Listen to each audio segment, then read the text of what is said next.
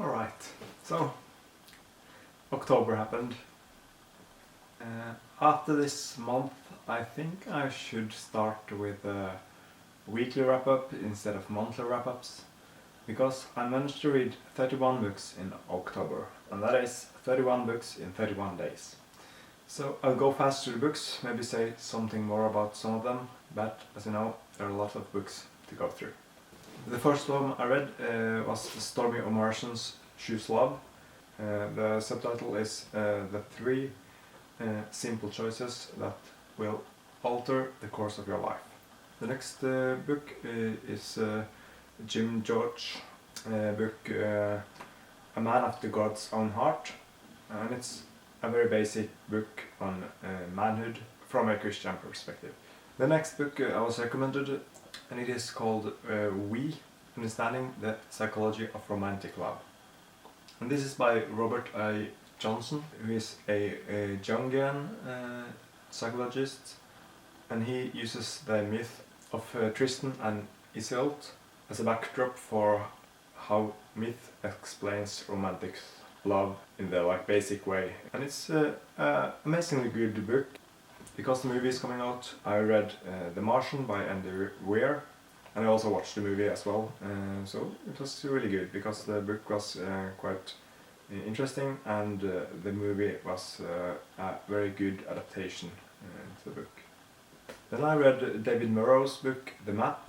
He has written a book about men in the church, and this is like his follow-up book to that one. And I didn't really like it because it is like half fiction and half non-fiction, and the fiction part is not really that good.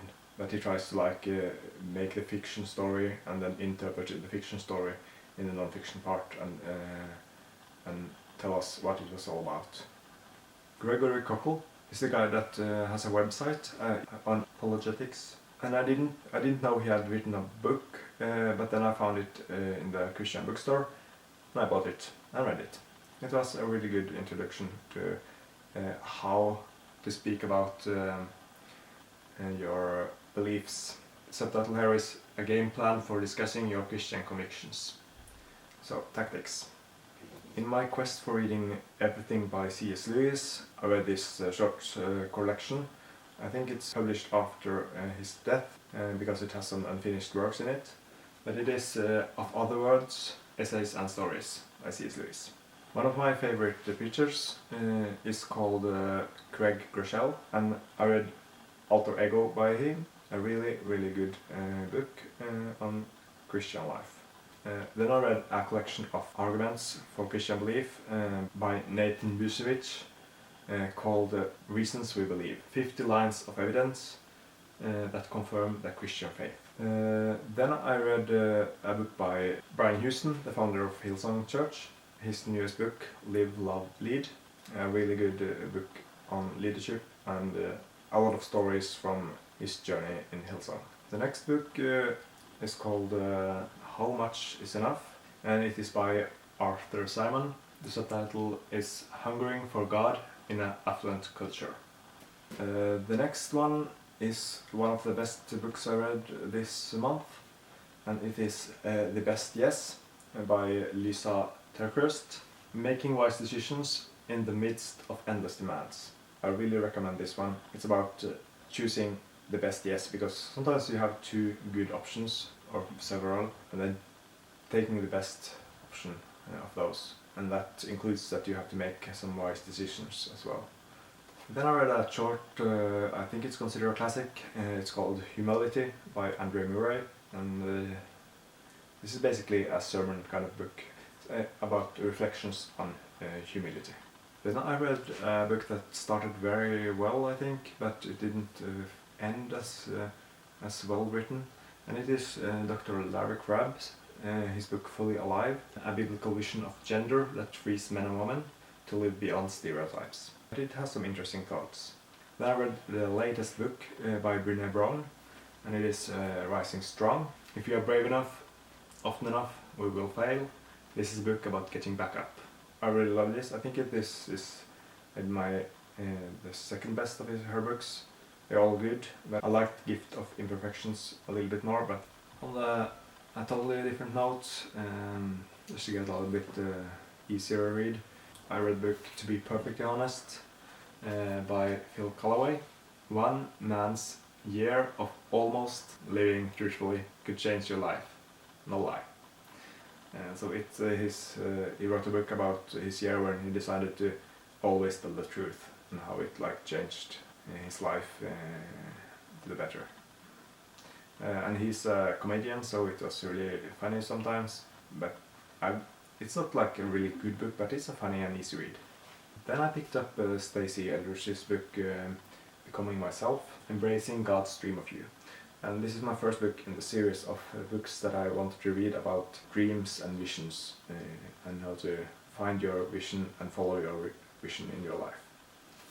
The next book was Holly Girth, who wrote a book called You Are Made for a God-Sized Dream, Opening the Door to All God Has for You. And this is a basic identification of your dream and how to develop it further. Easy read, but also surprisingly good.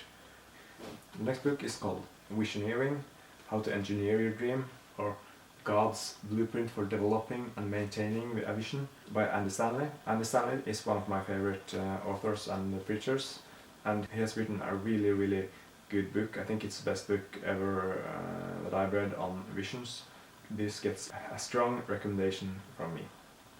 Next book, Religionskritikk by Gunhild Lem. It's a Norwegian book about religious criticism.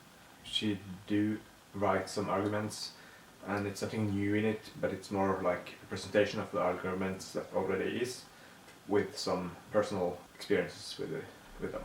Not very good. Alright, and then next in the series about dreams, Today is the Day by Bill Cornelius. Find and embrace your God-given dreams. It was actually a little bit better than I thought it would be.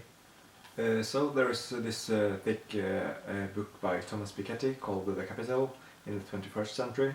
I didn't want to read that book, but because it is an influential book in the economics, I did pick up this short version of it, and it is Thomas Piketty forklart, Kapitalen i det 21. århundre, sammendrag og nordisk perspektiv.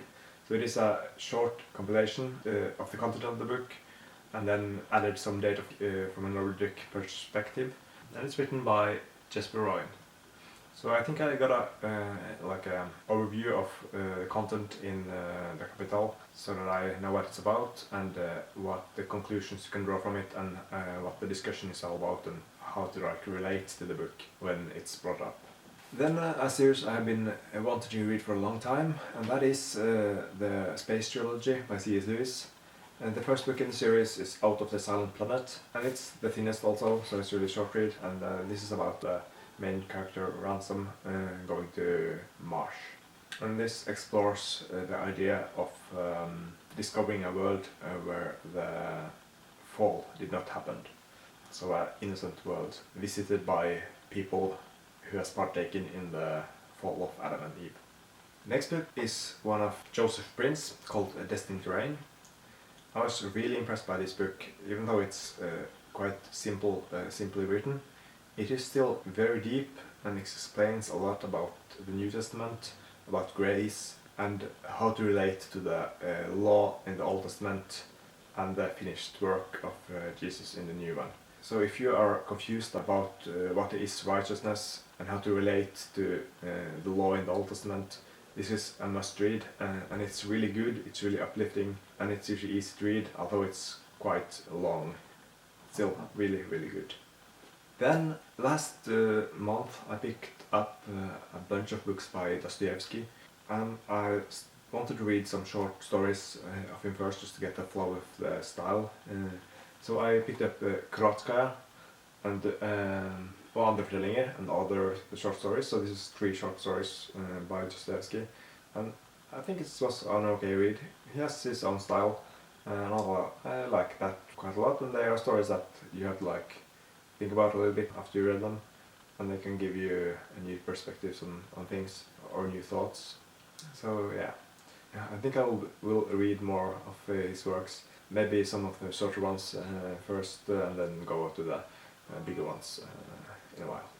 This next book is also about dreams and visions, and it's Live for Your Dream by Dr. Mark J. Shirona.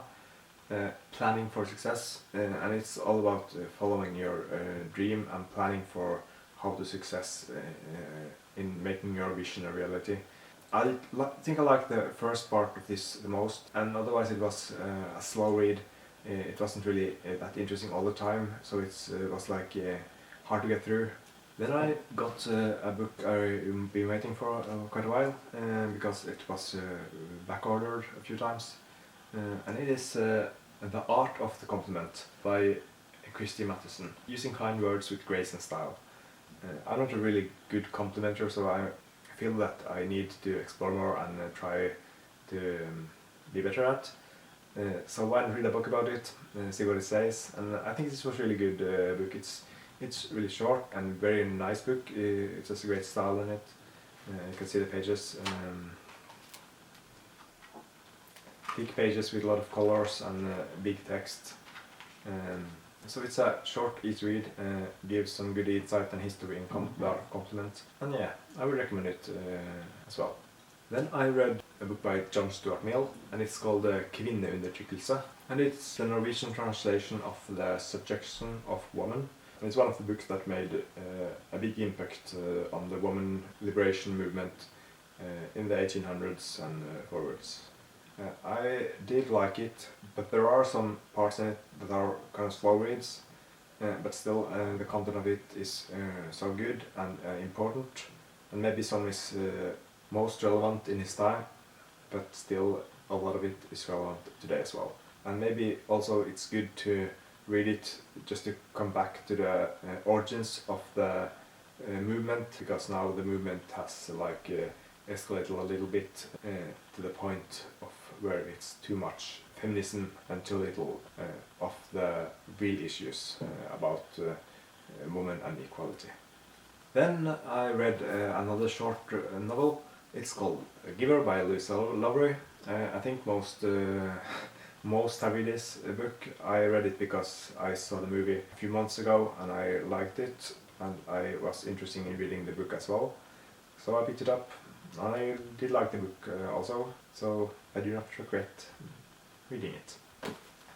Then the next book in C.S. Lewis' Space Trilogy, and in this one the same main character called Ransom goes to Venus, and this is when the idea of him going to Venus before the fall and trying to prevent the fall happening when the Unman goes to try to get the Venusian people, or the Venusian Eve, to go against the will of God there.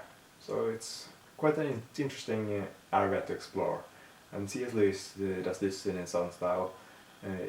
I think maybe this series is kind of hard to read because it has some slow parts, but some of the parts are really interesting to read, and he managed to make it interesting and unique for every planet, and the people and the way of talking and discussing the ideas in a different way than you would do it on Earth.